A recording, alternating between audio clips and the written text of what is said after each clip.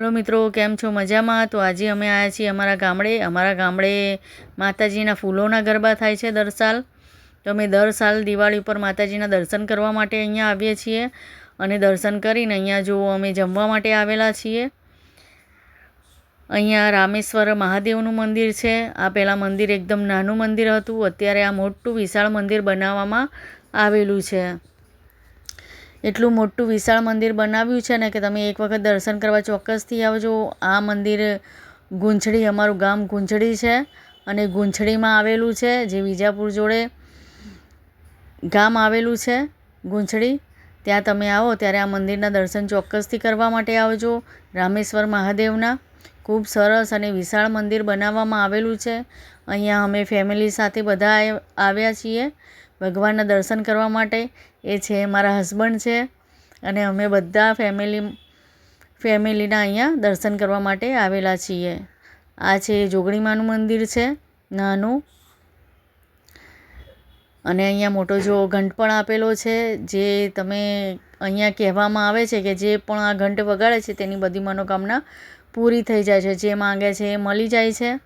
તો ચાલો આપણે મંદિરના દર્શન કરવા માટે જઈએ। આ પણ મંદિરની અંદર જવા માટેનો રસ્તો છે, પણ તમને મેન રસ્તો બતાવું છું કે મેન રસ્તો કયો છે ભગવાનના મંદિરમાં જવાનો।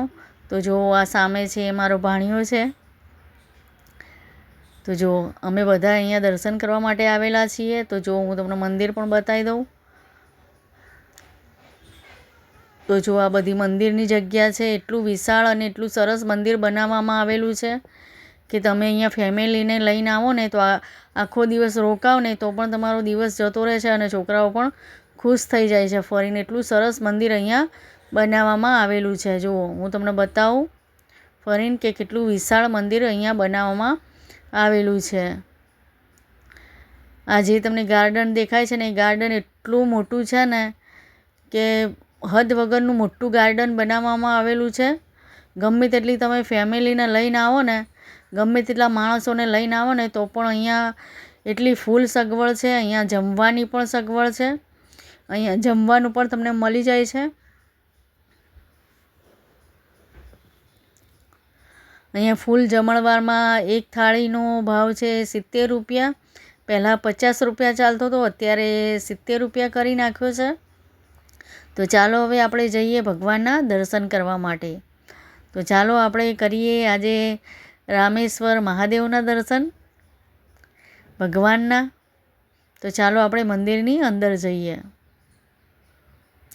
તો હવે આપણે મંદિરની અંદર જઈએ છીએ। હું પણ દર્શન કરું અને તમને પણ દર્શન કરાવું ભગવાનના।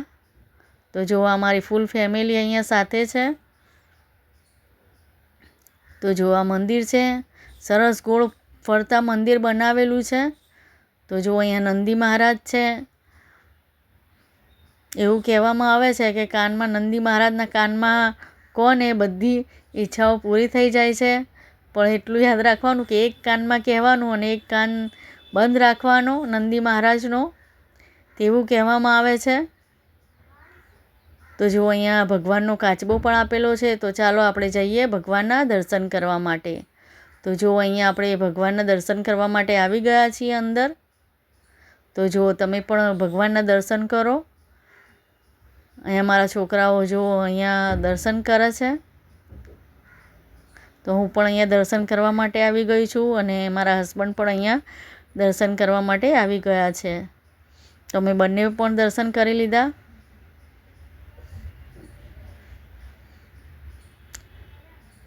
દર્શન કરીને આપણે હવે પ્રસાદી લઈ લઈશું ભગવાનની। તો અમારા હસબન્ડ છે,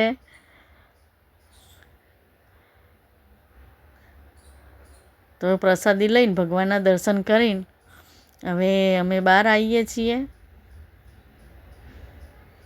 તો જો હું તમને મંદિર પણ બતાવી દઉં ગોળ ફરતા।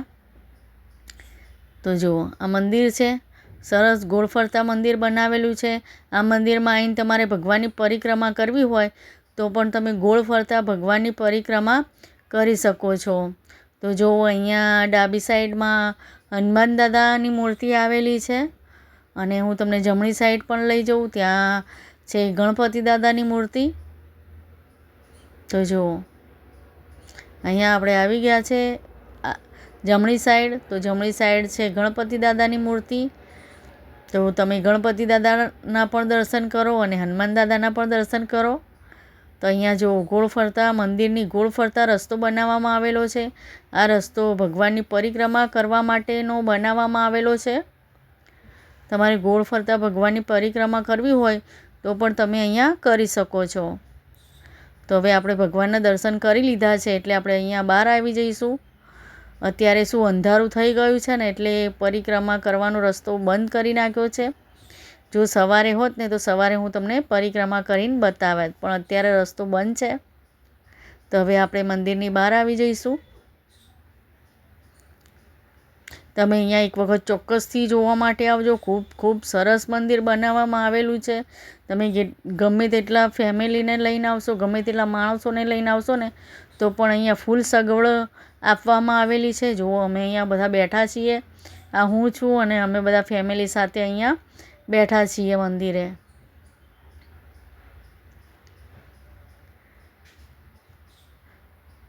અહીંયા અમે જમવામાં વેઇટિંગ ચાલતું હતું એટલે અમે અહીંયા બધા બેઠા છીએ.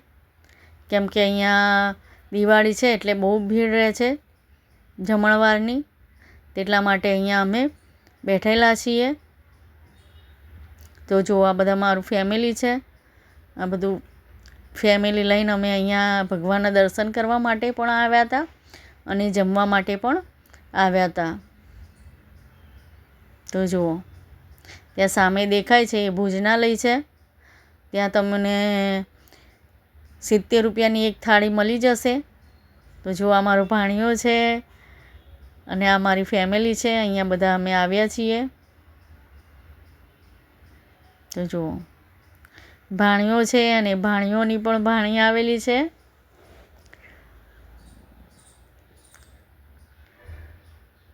તો હવે આપણે જઈશું જમવા માટે. તો જો જમવાનો સમય સાંજે છે. અત્યારે પહેલાં થાળીના 50 રૂપિયા હતા, અત્યારે થાળીના 70 રૂપિયા થઈ ગયા છે.